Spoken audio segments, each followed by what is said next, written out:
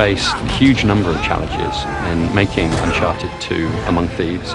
One of the things that we did right at the beginning of the project was to write out kind of a list of the rules by which the Uncharted world operates. It's very much a game about exploration and discovery. It's kind of larger than life, and it has these characters in the world who are often eccentric or surprising. Yeah, well, payback's a bitch. We have challenges on all fronts. It's how do you create a grounded character in a grounded setting, trying to get the pacing right, not only in the story and the cutscenes, but in games, so they actually start playing the way that we're drawing them in the story. They need to look and react that way in the game as well.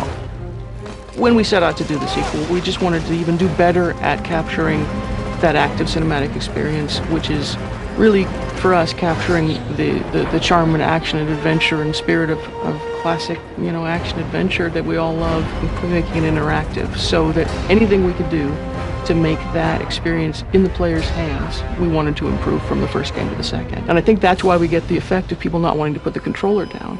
They want to see what's going to happen next, and they're emotionally invested in what the characters are doing.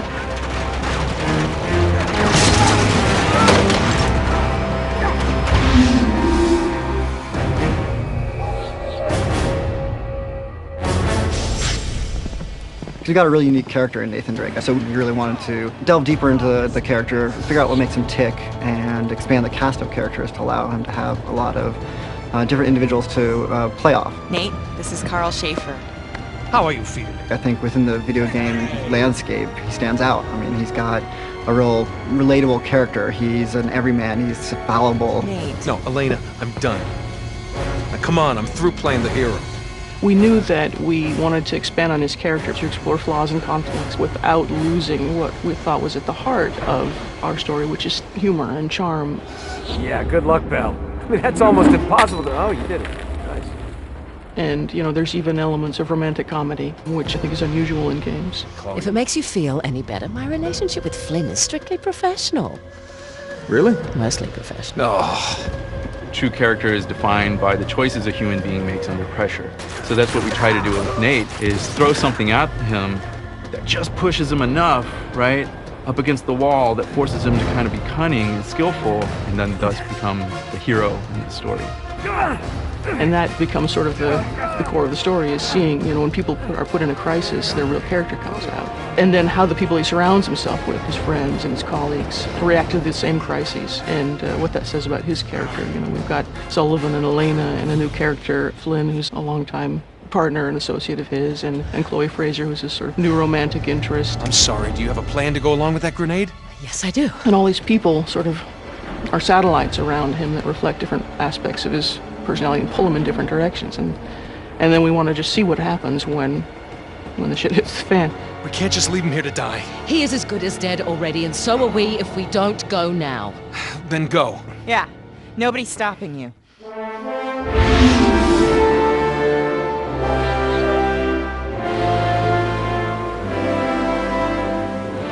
Uncharted has always been grounded into reality, and we try to thread the fiction and reality. We try to push it as much as possible to the fantasy, but it's still believable.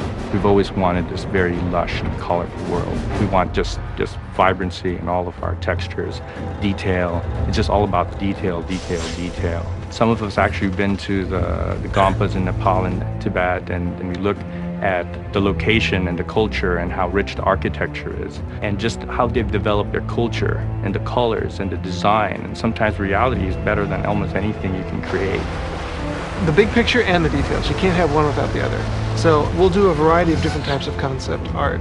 We'll start off with sort of the big production paintings that give you the breadth and scope of what the level's supposed to look like. And they'll do tons and tons and tons of pages of, what do the pipes look like? What does this look like?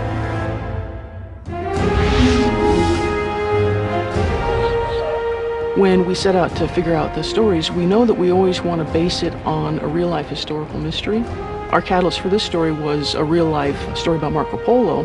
He's one of the first Westerners to travel to China as a trader, as a merchant. And the mystery surrounding his return home was what we used as our launching point.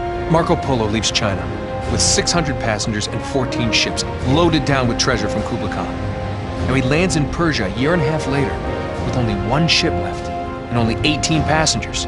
So somewhere out there are 13 ships loaded with the Emperor's treasure waiting to be found. Yeah, and that is what your client is after. And because we base a lot of our historical backstory on facts, you feel a lot more grounded. The Chinamani stone gave us a nice artifact, something meaty with a real historical context for Drake to pursue. So here we have this artifact that somehow ties into Shangri-La, and that was another grounding for us. A lot of people pay lip service to trying to tell a good story in a video game, but they don't really take the steps necessary to deliver on that promise. And our team really has embraced that challenge, and I think we're providing a level of character-driven plot that most games just aren't capable of doing. And we combine that with a really rich gameplay experience that weaves that narrative into the game as you're playing it, and it's just that whole package that we're bringing is what I'm most proud of. But what is it they say? Fortune favors the bold. Right. Lucky me.